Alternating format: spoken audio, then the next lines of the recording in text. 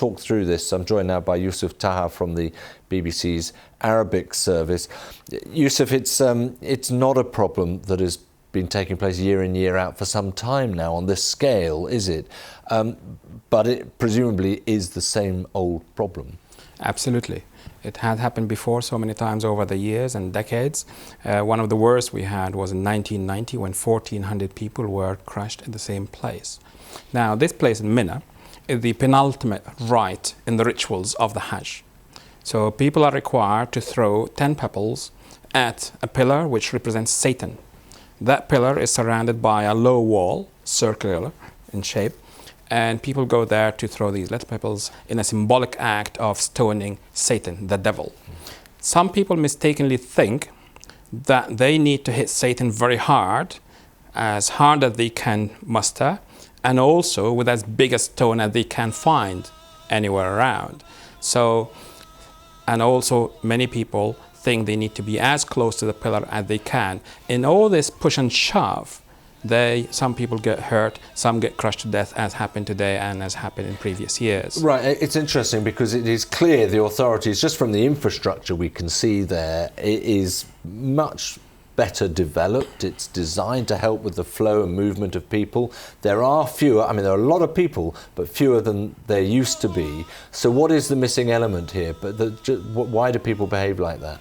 The missing element is education. Now, we have 1.5 billion Muslims around the world, and Saudi Arabia this year allowed around 2 million people to come to the Hajj.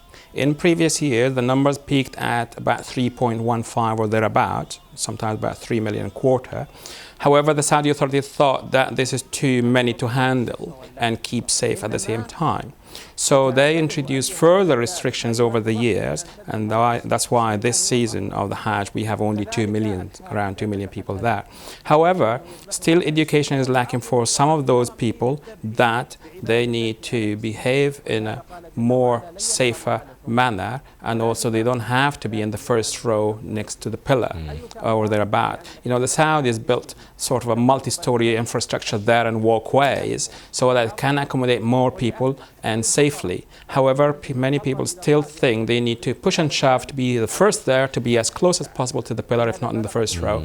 And that's where the accidents happen. We have a few still photos, which I don't know if we can bring up the still pictures of the rescue effort that is being made. Clearly, there are people there on the ground, but how well equipped are they to deal with these sorts of mass disasters? They're extremely well equipped. We have there 4,000 emergency staff and paramedics on site, and 220 vehicles, including ambulances, to ferry those injured or dead to hospitals and morgues.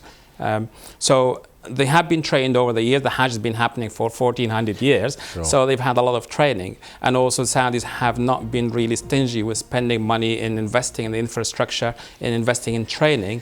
For example, because of the heat there, they have these water sprinklers